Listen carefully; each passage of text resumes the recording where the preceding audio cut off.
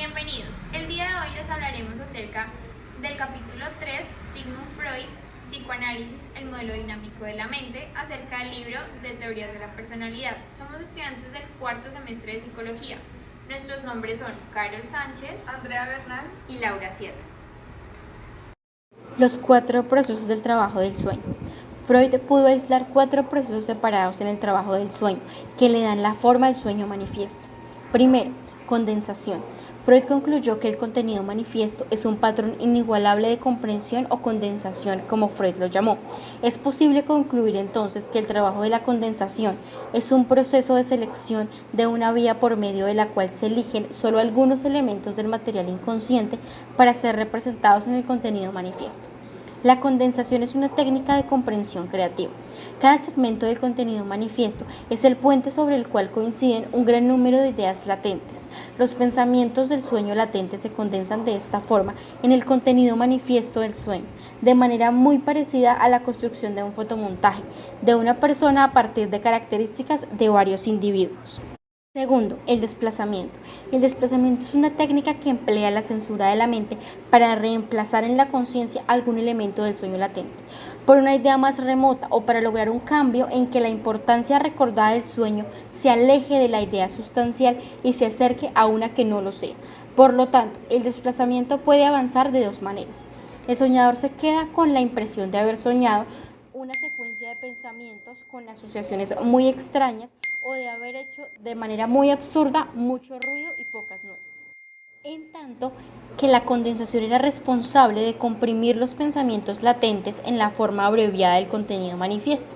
El desplazamiento es responsable de la selección que hace la mente de los elementos a partir de los cuales se construye el sueño manifiesto.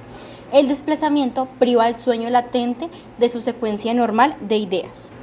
Tercero, representación visual. Las ideas abstractas, los deseos e impulsos que forman los pensamientos latentes son en sí mismos efímeros. Dentro del alcance del sueño, esos pensamientos abstractos pueden convertirse en imágenes visuales concretas, con calidad primitiva que se presta fácilmente para manipulaciones de la condensación y el desplazamiento, aunque no todos los contenidos del sueño latente se convierten en imágenes visuales. La traducción de pensamientos abstractos en imágenes visuales sigue en camino de convertir las etiquetas simbólicas que representan la idea en un acto físico y concreto o en representación visual. Por lo tanto, la traducción puede verse como la representación de un proceso de simbolización personal e individualizada. Cuarto, revisión secundaria.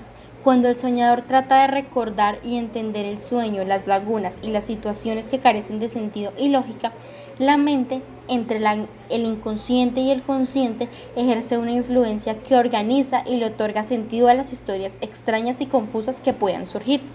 En esos momentos borrosos, justo antes de despertar de un sueño, la mente preconsciente se esfuerza por dar forma a las creaciones del sueño que pueda comprenderse. La mente preconsciente trata de relacionar los elementos confusos y sin sentido del sueño latente con todo lo coherente y comprensible. Para hacerlo, el preconsciente somete al sueño a una interpretación antes de que el soñador esté totalmente despierto. Cualquiera que pueda hacer la interpretación, los elementos del sueño serán ajustados hasta que todo lo difuso y disperso se convierta en algo organizado y razonable. Es entonces esta interpretación previa lo que introduce mayor distorsión en el contenido manifiesto que se recuerda. Freud llamó revisión secundaria a este proceso de construcción de un todo coherente a partir de los elementos del sueño. Las pulsiones del inconsciente. Términos como excitación, impulso, deseo y tensión, que datan casi del principio mismo del trabajo psicológico de Freud, fueron reemplazados en sus trabajos posteriores por el término pulsión. Freud señaló que los estímulos físicos inciden en el organismo desde el ambiente externo, aunque el organismo mediante el uso de reflejos puede escapar o incluso terminar la estimulación externa, no se puede escapar de las demandas de las pulsiones internas. Una segunda característica distintiva es que la estimulación se origina en el ambiente, mientras que la excitación pulsional interna solo termina cuando se satisface la necesidad del tejido que dio lugar a la pulsión. Freud distinguía 4 características de una pulsión: la presión, el propósito, el objeto y la fuente. Al esquema dualista, Freud afirmaba que el yo era el asiento de las pulsiones de autopreservación del organismo, mientras que la lucha por el placer era una función del equipamiento sexual en el desarrollo del niño. Las pulsiones del yo tienen como meta principal la preservación y mantenimiento de la seguridad e integridad corporal del individuo, mientras que las pulsiones sexuales se dirigen a la preservación de la especie. Los estudios de Freud pasaron por 3 fases: el dualismo original, que eran las pulsiones del yo frente a pulsiones sexuales; la segunda fase, esquema cuasi unitario, que era la libido del yo y del objeto; y por tercero era el dualismo final, la vida y la muerte, que es donde el eros se enfrenta a tánatos, donde la libido del yo con el libido del sujeto se dirige a uno mismo y se dirige hacia el otro.